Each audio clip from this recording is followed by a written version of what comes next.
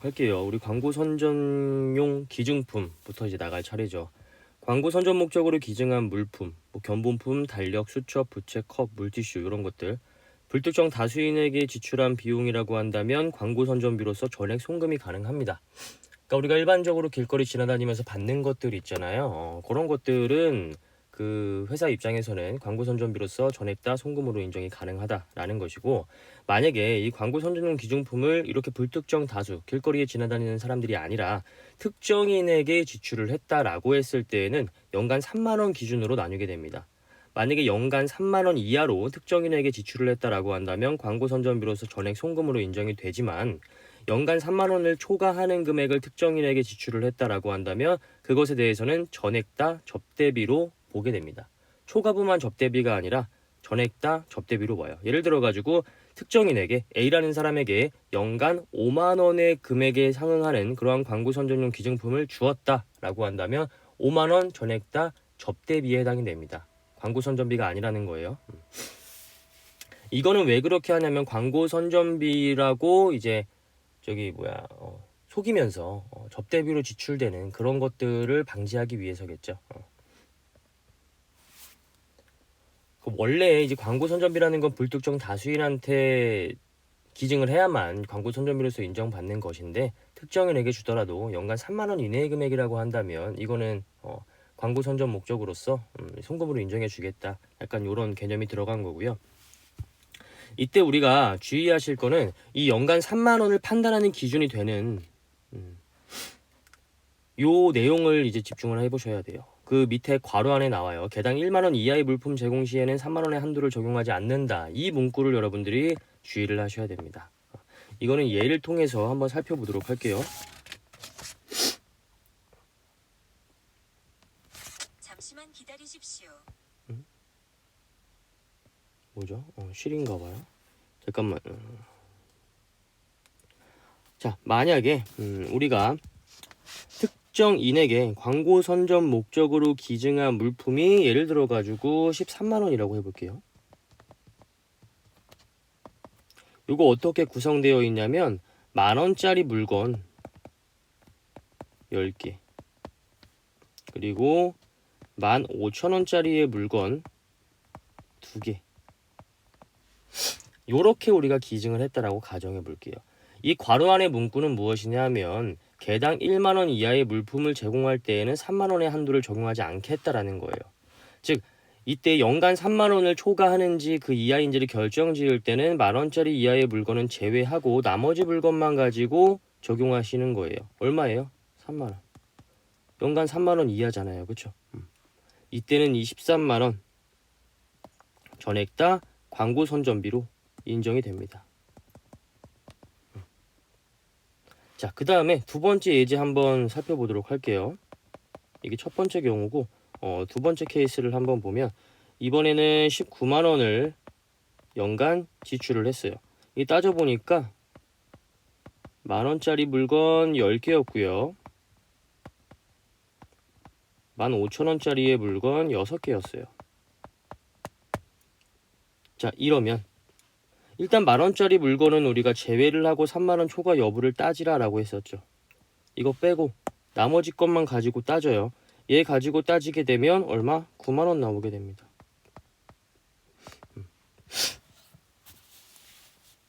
이렇게 되면 이 9만 원에 대해서는 접대비로 보겠다.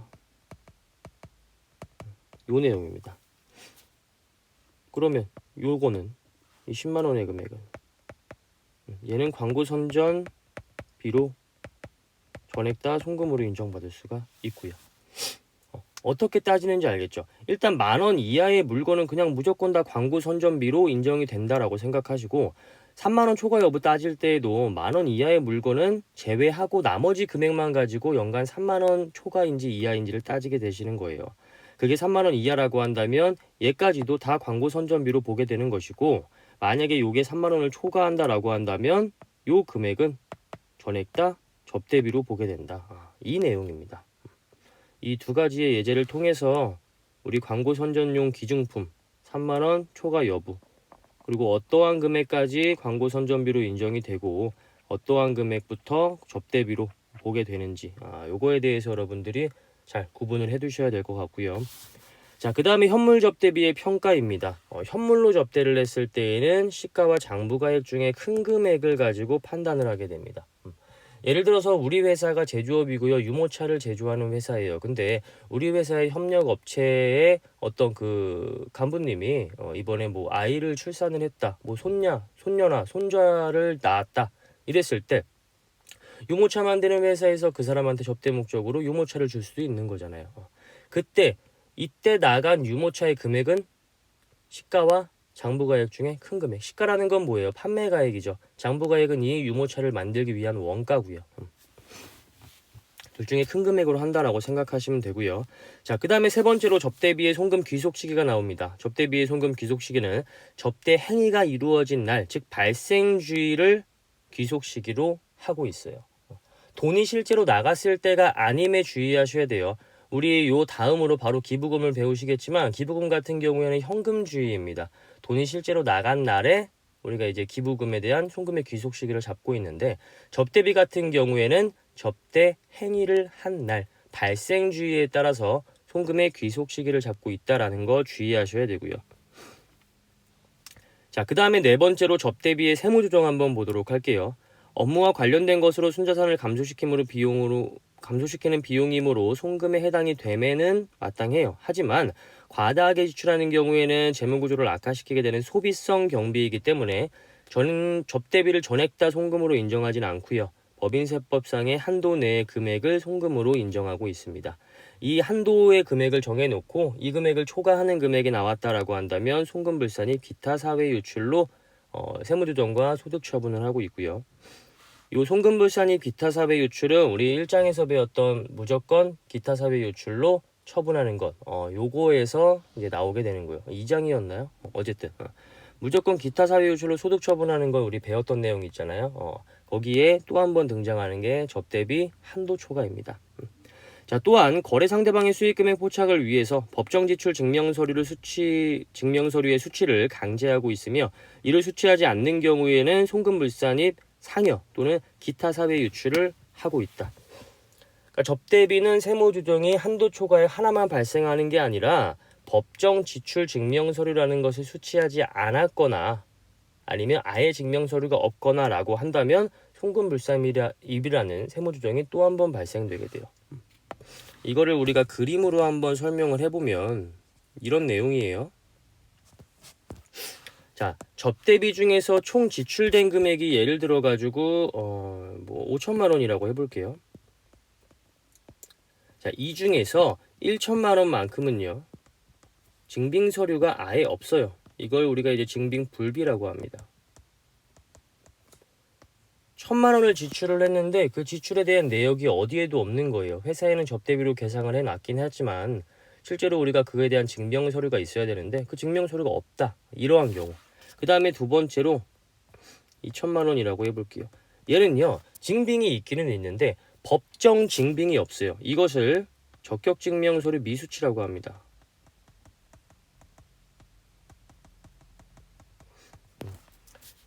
위에 것과는 좀 다르죠. 위에는 아예 증빙이 없는 거고요. 밑에는 증빙이 있긴 있는데 법정 증빙 서류, 다른 말로 적격 증빙 서류가 없는 걸 말해요. 나머지 3천만 원은 제대로 증빙을 갖추었습니다. 법정 증빙, 적격 증빙 수치를 했어요. 자, 이때 우리가 세무조정 어떻게 하는 거냐 하면 일단 접대비를 지출을 했는데 아예 증빙이 없다, 증빙 불비다라고 했을 때는 송금불산이 상여 처분을 합니다. 증빙이 없다라는 건 접대비를 가장해가지고 대표자 네가 돈을 가져간 거 아니냐 이렇게 판단하는 거예요. 그래서 이 증빙을 밝히지 못한 책임을 대표자한테 지우게 됩니다. 그래서 대표자에 대한 상여 처분을 하게 돼요. 그 다음에 두 번째로 증빙이 있긴 있는데 적격 증빙은 아니에요. 적격 증빙이 뭔지는 우리가 뒤에서 설명을 할 거예요. 적격 증빙이 아니래요. 그렇다라고 한다면 얘도요. 송금 불산입합니다. 기타 사회 유출로. 적격 증빙 미수치. 우리가 접대비 한도 초과를 하는 그 접대비 해당액에 해당이 되는 그 범위는요, 얘예요, 얘. 예. 왜냐면 위에 것들은 접대비로 계상이 되어 있긴 하지만 이미 위에서 송금 불산입 처분을 했잖아요. 그럼 뭐예요? 접대비 한도 초과액은 남아있는 것만 가지고 한도 초과 여부를 따져야 될 거 아니에요. 그렇죠? 위에 건 이미 송금 불산입 되었으니까 접대비 한도 초과액이 뭐예요?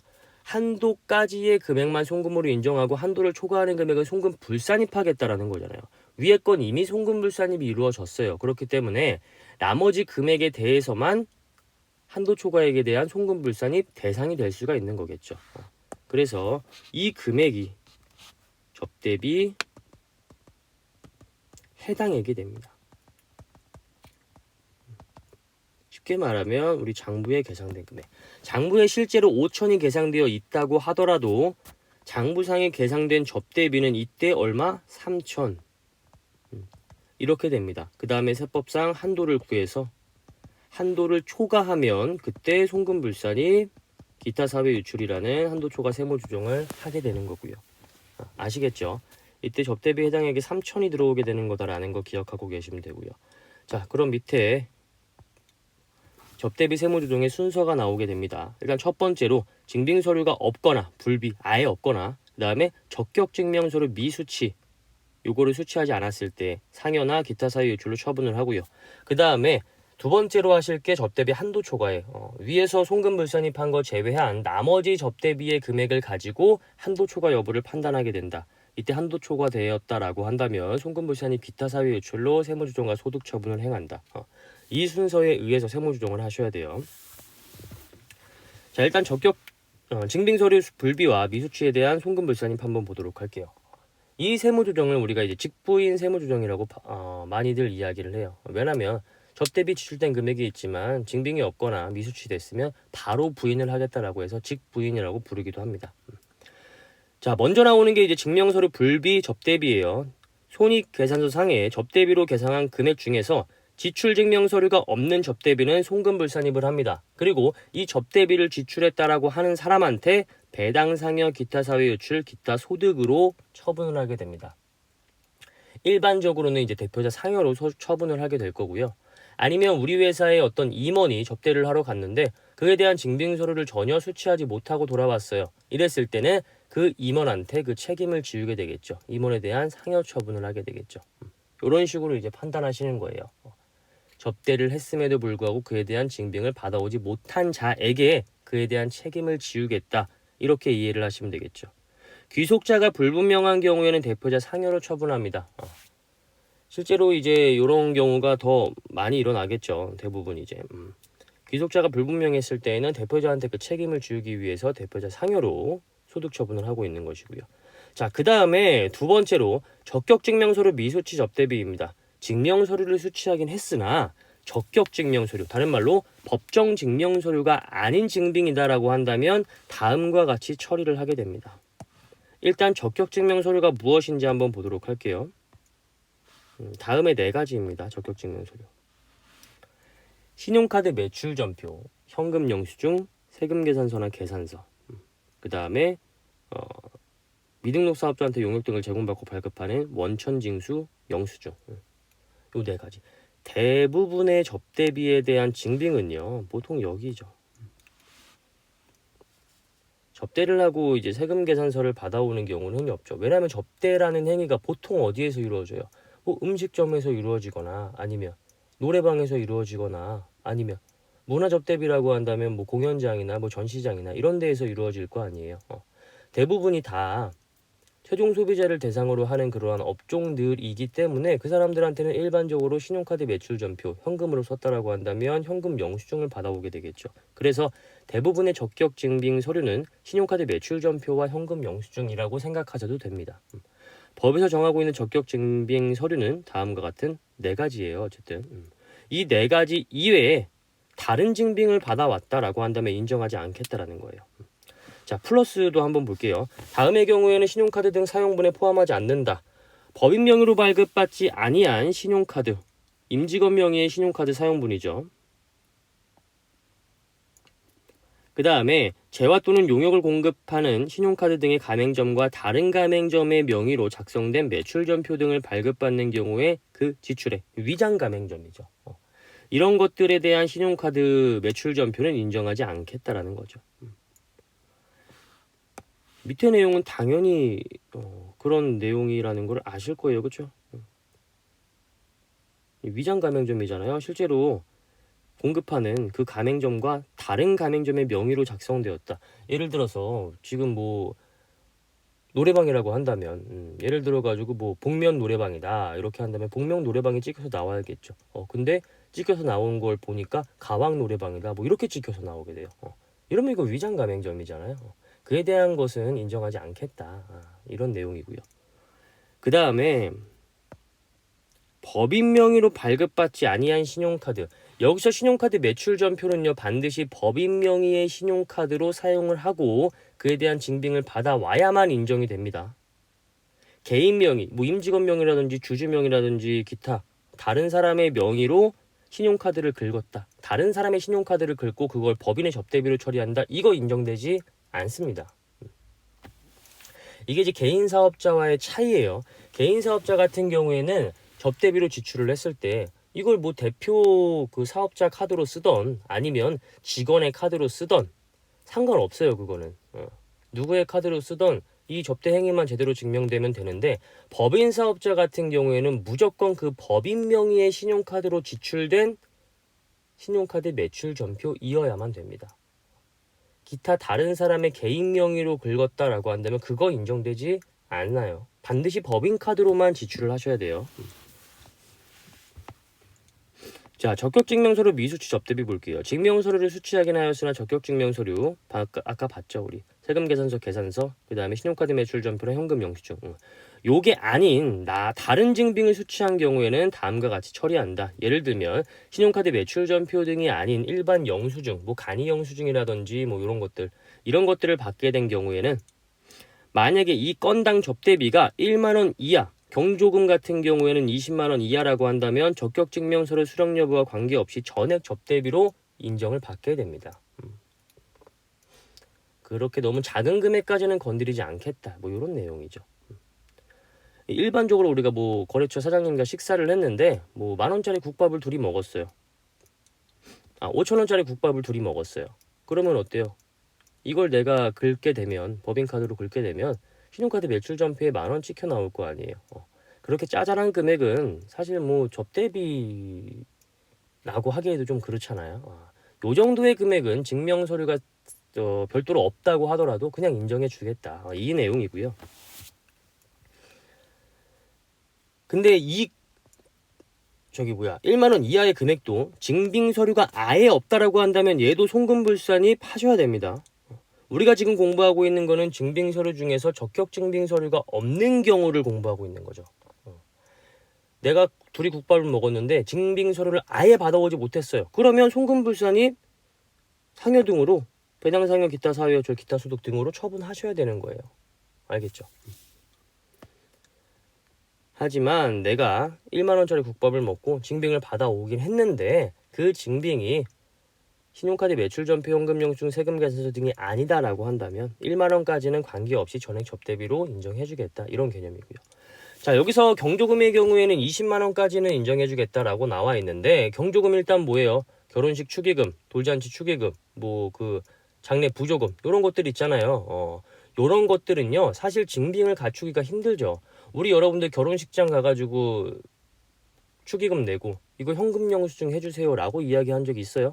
없죠. 결혼식장 가가지고 여러분들 축의금을 신용카드로 결제한 적 있어요? 아니면 결혼식 가가지고 저 사업자인데요 하면서 세금계산서 발급해주세요 이렇게 이야기한 적 있어요? 없죠. 결혼식장에 축의금을 내던 장례식장에 부조금을 내던 우리의 사회 통념상 그에 대한 증빙, 법적 증빙 서류인 세금계산서, 계산서, 현금 영수증, 신용카드 매출전표 이런 걸 받아오기는 현실상으로 힘들다라는 이야기죠. 그래서 건당 접대비가 20만원 이하다라고 한다면 그거는 청첩장이나 부조금 그 문자 있잖아요. 우리 부고 문자 오잖아요. 그런 것들 이러한 증빙 서류만 잘 갖춰 놓으면 접대비로서 인정을 해주겠다. 이런 개념입니다. 아시겠죠? 자, 그러면 여러분들이 나중에 이제 실무에 나가셔가지고 거래처 사장님이 이렇게 작성해 온 이 지금 접대비 리스트를 봤어요. 몇 월 며칠 날에 누구누구 거래처 누구의 자녀가 결혼을 했다. 그래서 뭐 20만 원을 지출했다. 이런 것들 쭉 보면서 20만 원 이하까지는 그냥 청첩장이나 뭐 관련된 부고 문자나 이런 것만 잘 확인하시면 됩니다. 그럼 만약에 20만 원을 초과하는 금액이 있다라고 한다면 30만 원짜리라고 가정해 볼게요. 100만 원이라고 그냥 가정을 해 볼게요. 예를 들어 가지고 뭐 7월 1일 날에 거래처 누구의 아들이 결혼을 해 가지고 우리 회사의 입장에서 100만 원을 축의금으로 지출을 했다라고 한다면 뭐예요? 전액 송금불산입입니다. 그렇죠? 경조금 20만 원 초과했을 때 100만 원이라고 한다면 20만 원까지 인정하고 80만 원만 송금불산입하는 게 아니라 전액 다 송금불산입입니다. 그러면 이때 100만 원 지출한 금액 이거 전액 다 송금불산입 시킬 거예요? 당연히 시켜야죠. 원칙상 이거 전액 송금불산입인데 송금불산입 기타 사회 유출 하시면 됩니다. 하지만 그러면 사장님이 되게 싫어하실 거예요. 그렇죠? 우리가 이제 쉽게 말하면 청첩장 한 장에 20만 원까지 인정이 된다. 이렇게 생각하시면 되겠죠. 부고 문자 하나에 20만 원까지 인정이 된다. 지금 청첩장 하나에 100만 원이었잖아요. 청첩장 4개 더 구하세요. 그럼 어때요? 청첩장 5개가 만들어지죠. 그럼 그 100만 원짜리를 쪼개면 되겠죠. 못 들은 얘기로 해요. 어쨌든 이런 식으로 해가지고 우리가 이제 접대비에 대한 적격증명서류를 미수치했을 때 1만 원 이하, 경조금 같은 경우에는 20만 원 이하인 경우에는 전액 접대비로 인정. 만약에 1만 원과 20만 원을 초과하는 경우에는 원칙적으로 전액 다 송금불산입 기타 사회 유출을 하셔야 됩니다. 이론적으로 그래요. 저는 지금 뭐 이론을 알려주고 있는 사람이기 때문에 당연히 이렇게 강의를 할 수밖에 없는 거고요. 자, 다음은 적격증명서류 수치 여부와 관계없이 접대비로 인정해주는 특례가 있다라고 합니다. 이거 기억해 두셔야겠죠. 법인이 직접 생산한 제품으로 접대를 한다라고 했을 때는 당연히 증빙을 갖출 수가 없습니다. 아까 우리 유모차 예를 들었죠. 유모차 우리가 직접 생산하잖아요. 그 유모차를 가지고 지출을 해요. 자, 이랬을 때에는 사실 증빙을 갖출 수가 없잖아요. 이걸 접대하면서 우리가 이때에는 적격증명서류 수치 여부와 관계없이 접대비로 인정을 하고요. 자, 그 다음에 두 번째로 정당한 사유 없이 업무와 관련하여 약정에 의해서 포기한 채권, 우리 이거 앞에서 봤었죠. 이거 접대비로 보는데 이거는 지출한 금액이 아니잖아요. 내가 포기한 금액이잖아요. 별도의 우리 회사에서 돈이 나간 게 아니라 내가 받을 거를 포기한다, 못 받게 되는 거니까 별도의 증빙서류가 갖추어질 수가 없겠죠. 그 다음에 세 번째로 북한이나 아프리카 등 접대비가 지출된 장소에서 현금 외에 다른 지출 수단이 없어서 지출 증명서류의 증빙을 구하기 어려운 경우 해당 국외 지역에서의 지출, 신용카드 매출 전표를 끊어줄 수 없는 지역이 있을 거고요. 세금 계산서 등을 끊어줄 수 없는 지역이 있을 거예요. 이러한 지역에서는 적격증빙서류를 받아올 수가 없겠죠. 그렇기 때문에 특례로서 적격증명서류 수치 여부와 관계없이 인정을 하겠다라는 거고요. 그 다음 마지막으로 네 번째, 농어민. 이때 농어민은 법인은 제외합니다. 법인은 당연히 세금 계산서나 계산서를 끊어줄 수가 있을 것이기 때문에 농어민으로부터 직접 재화를 공급받은 경우의 지출로서 대가를 금융회사 등을 통하여 지급한 지출. 이때는 과세표준 신고 시에 송금 명세서를 제출한 경우에 한해서 뭐 인정을 해주겠다라는 거고요. 다음에 네 가지는 여러분들이 한번 쭉 들어보니까 이건 현실적으로 조금 증빙을 갖추기가 어렵겠다. 법정 증빙 서류를 갖추기가 어렵겠다라는 생각이 드시죠. 그래서 이 네 가지의 경우에는 적격 증빙 서류가 없어도요. 접대비로 인정을 받을 수가 있습니다. 하지만 이 네 가지가 아니라 일반적인 경우라고 한다면 전액 다 송금 불산입이에요. 아까 같이 한 차례에 접대비에 100만 원을 지출했다. 이때 100만 원 다 적격 증빙 서류 갖추지 못하면 전액 다 송금 불산입 기타 사유 유출입니다.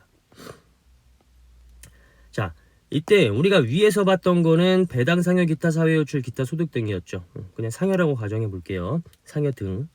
이때 증빙 서류를 갖추지 못한 책임을 지우기 위해서 기속자에 따라서 상여 등으로 소득 처분을 하는데 우리 적격 증명 서류 미수치 같은 경우에는 상여 처분이 아니라 기타 사회 유출로 소득 처분하고 있습니다.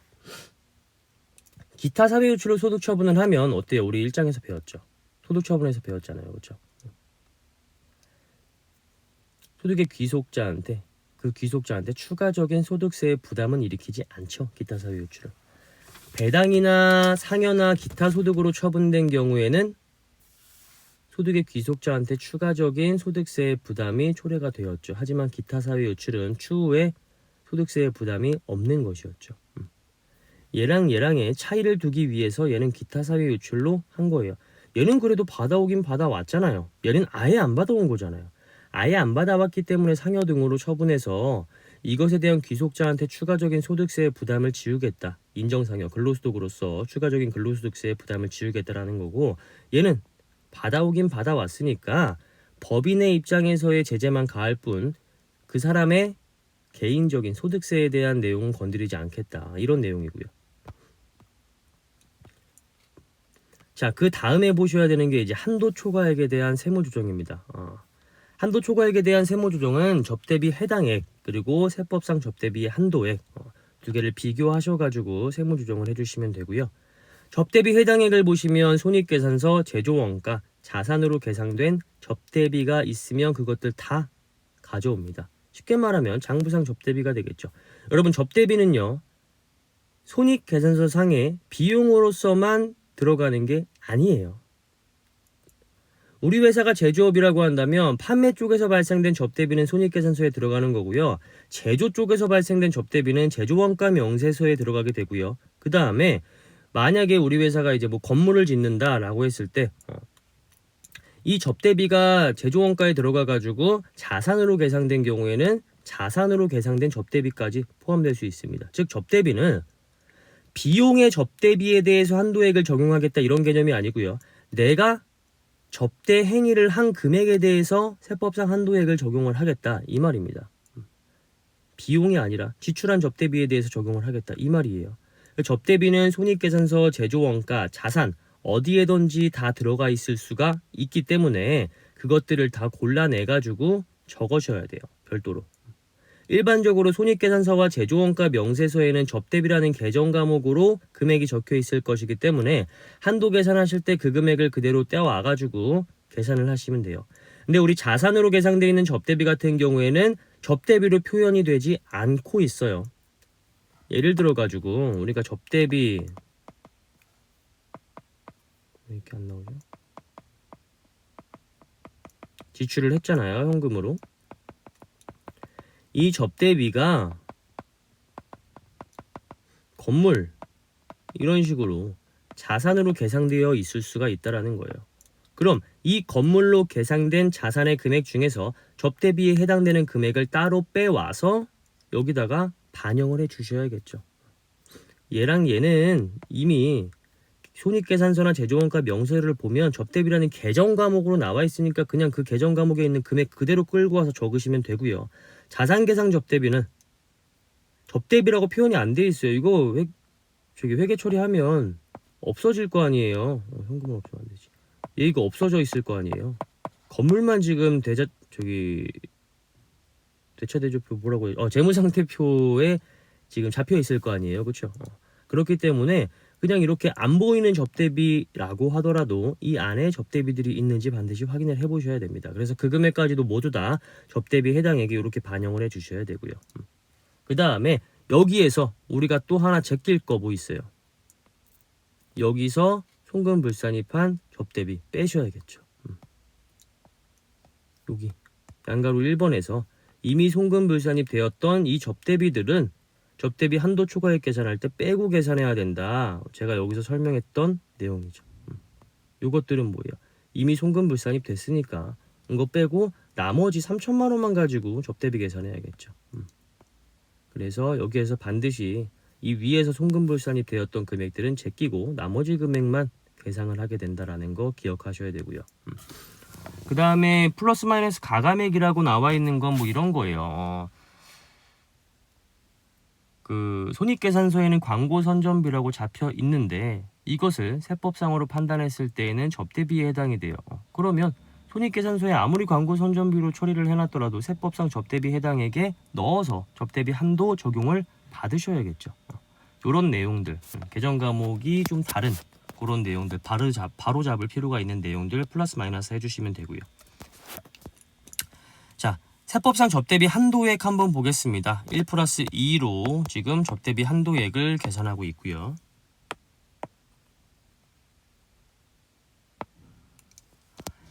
자, 일반 접대비 한도액과 문화 접대비 한도액입니다. 일반 접대비 한도액은 1,200만 원으로 시작을 하고요. 중소기업이라고 한다면 3,600만 원으로 시작을 해요. 이거 원래 2,400만 원이었는데 개정되어서 조금 이제 한도가 올라갔어요. 요거 기억해 두시면 될 것 같고요. 중소기업 같은 경우에는 3,600만 원. 그 다음에 12분의 사업연도 월수 해주셔야겠죠. 우리 회사가 12월 달에 개업한 회사인데 1월 달부터 12월까지 1년 동안 사업을 한 회사와 12월에 개업한 회사의 접대비 한도액이 같으면 당연히 안 되겠죠. 그렇기 때문에 12분의 사업연도 월수를 적용해 주시면 됩니다. 사업연도 월수가 1월 미만이라고 한다면 그냥 1월로 판단합니다. 12월 15일 내에 내가 개업을 했다라고 한다면 1월이 채 안 되죠. 그렇더라도 1월로 계산합니다. 그래서 12분의 1 해주셔야 되고요. 자, 이렇게 기본 한도를 적용하신 다음에는 수익금액의 한도를 적용하셔야 됩니다. 일반 수익금액은 일반 매출액 말하는 거고요. 일반 매출액 곱하기 적용률 플러스 특정 수익금액은 특수관계인에 대해서 매출한 금액을 말합니다. 내가 제조업을 하고 있는데요. 우리 가족 중에 한 명, 내 동생도요. 그 다른 뭐 이렇게 소매업이나 도매업 같은 걸 하고 있어요. 그 내가 제조한 물품을 내 동생한테도 매출을 해요. 이때 내 동생한테 매출한 금액은 특정 수익금액에 대한 매출액으로 반영을 해주시면 되고요. 동생 이외의 다른 매출은 모두 다 나랑 특수관계가 없는 자들이다라고 한다면 그 금액은 일반 수익금액으로 넣어주시면 되는 겁니다. 수익금액의 한도는 일반 수익금액은 적용률 곱해가지고 그냥 산정을 하지만 특정 수익금액, 특수관계인에게 매출한 금액에 대해서는 적용률에다가 10%까지만 적용을 하고 있어요. 한도를. 이것도 기억하셔야 되고요. 자, 그 다음에 문화접대비의 한도는 기업과 니은 중에서 작은 금액을 한도액으로 하고 있습니다. 실제로 나간 문화접대비를 줬고요. 니은에서는 위 1번 일반 접대비 한도액의 20%까지만. 그래서 고금액 중에서 작은 금액을 문화접대비 한도액으로 하고 있어요. 이렇게 일반 접대비 한도액과 문화접대비 한도액을 더한 금액을 총 세법상 접대비 한도액이라고 하고요. 위에서 우리가 계산했던 장부상의 접대비와 비교하셔가지고 만약에 장부상의 접대비가 더 크다라고 한다면 한도 초과액이 발생이 되겠죠. 한도 초과액에 대해서는 송금불산입 기타 사회 요출해 주시면 되고, 만약에 한도 미달액이 발생되었다, 즉 한도액이 더 컸다라고 했을 때에는 세무조정은 당연히 없겠죠. 왜냐하면 실제 지출하지 않은 금액을 송금으로 인정할 수는 없는 거잖아요. 우리가 접대비가 예를 들어 가지고 접대비가 우리가 뭐 2,000원이 나갔어요. 근데 세법상 접대비 한도가 1,500이래요. 이때 얘가 더 크니까 잠깐만 죄송해요. 이거 2,500이래요. 이때 세법상 접대비 한도가 더 크니까 한도 미달액 500 송금 산입 이렇게 해주면 당연히 안 되겠죠. 왜? 우리가 실제로 지금 지출을 한 거는 2,000이에요. 2,000 중에 얼마만큼을 송금으로 인정하고 얼마만큼을 송금 불산입을 할 것인지를 결정하고 있는데 2,000을 초과하는 금액이 접대비 한도액이 나왔다라고 해가지고 500을 추가적으로 더 지출했다라고 인정해 줄 수는 없는 거잖아요. 그렇죠? 이 금액의 한도 내에서 2,000 중에 얼마를 부인할까 이거를 결정하고 있는 거예요. 그래서 한도 미달액이 나오게 된다면 당연히 송금 산입이라는 세무조정은 발생될 수가 없는 것이고요. 자, 살 하나 붙일 거 있어요. 요새 이렇게 발음이 안 되죠? 특정 법인의 경우에는 가족회사 말하는 거예요. 부동산 임대업 하시는 가족회사. 페이지 49페이지 찾아보시면 되고요. 이때에는 이 1과 2의 합계액의 50%까지만 인정해 줍니다. 사실 부동산 임대업을 영위하는 가족회사 같은 경우에는 접대를 할 일이 거의 없습니다. 접대비의 한도액을 이렇게 높게 인정해 줄 필요가 거의 없어요. 그런 회사 같은 경우에는 요 한도액에 일반 법인들의 한도액에 50%까지만 인정을 해주겠다 이렇게 기억을 하시면 됩니다. 자, 그 다음에 중소기업, 주택법에 따른 중소기업이고요. 그 다음에 수익금액은 여러분들 기업 회계기준상의 매출액입니다. 요거 기억하세요. 이 수익금액 이거 세법상 수익금액, 세법상 입금의 합계액 이거 아닙니다. 기업 회계기준상의 매출액이에요. 매출액이라고 했기 때문에 영업의 수익과 기타 수익은 포함하지 않습니다. 자, 그 다음에 특정 수익금액과 일반 수익금액. 특정 수익금액은 특수관계인과의 거래에서 발생한 수익금액, 일반 수익금액은 그 외에 나머지 수익금액을 말하는 것이고요. 그 다음에 적용률 나오죠. 이거는 당연히 하게도 암기하셔야 됩니다. 이거 개정되었어요. 예전 책 가지고 계신 분들은 고쳐주세요. 저기 개정됐습니다. 수익금액이 100억 이하라고 한다면 0.3%, 100억 초과 500억 이하는 0.2%, 500억 초과는 0.03%의 한도 적용률을 곱하고 있고요. 만약에 일반 수익금액과 특정 수익금액이 함께 있다라고 했을 때에는 일반 수익금액부터 적용률을 적용하게 됩니다. 예를 들어 가지고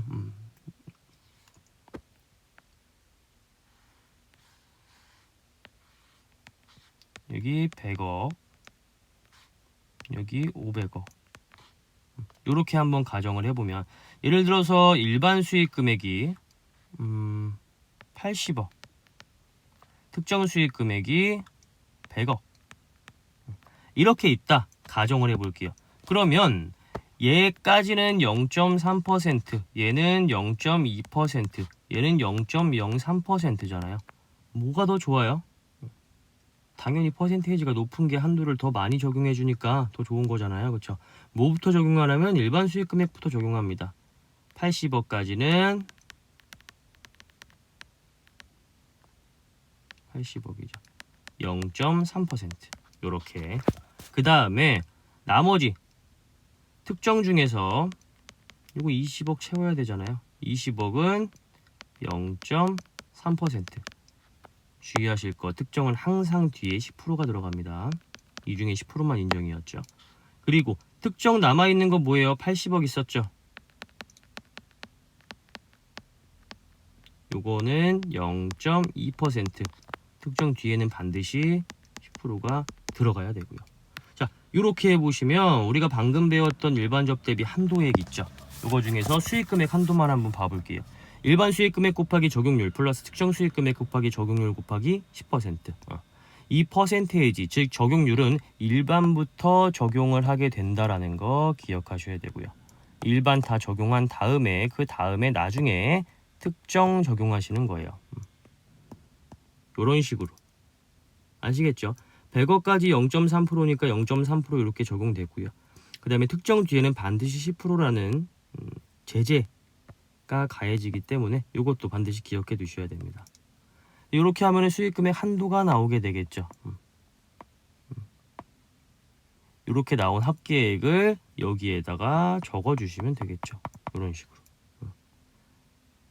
그 다음에 뭐 문화접대비 없고 기본한도 중소기업이고 사업연도 12개월이다라고 한다면 3,600만원 될 거고요. 3,600만원에서 우리가 방금 구했던 수익금액 한도 적용하면 세법상 접대비의 한도액이 이렇게 나오게 되겠죠. 뭐 별로 어렵지 않죠. 문화접대비 한번 볼까요? 국내 문화 관련 지출로서 다음 용도로 지출한 접대비, 뭐 문화예술 공연, 전시회, 체육공연, 비디오물 관람, 관광공연장, 미술품의 구입 이런 것들이 있습니다. 취득가의 거래 단위별로 100만원 이하인 것으로서 문화접대비의 미술품 구입은 한도를 정해놓고 있고요. 이거 넘어가게 되면 인정해주지 않겠다라는 거죠. 자, 그 다음에 마지막으로 나오는 게 이제 자산계상 접대비입니다. 우리 아까 접대비 공부할 때 접대비는 손익계산서, 제조원가 등의 접대비라는 계정 과목으로 이렇게 우리가 보기 쉽게 반영이 되어 있을 수도 있지만 우리 눈에 안 보이게 재무상태표상의 건물 등의 접대비가 포함되어 있을 수 있다라고 했었죠. 근데 만약에 이렇게 건물 등의 자산에 포함된 접대비에서 한도 초과액이 나온다라고 한다면 이때 문제가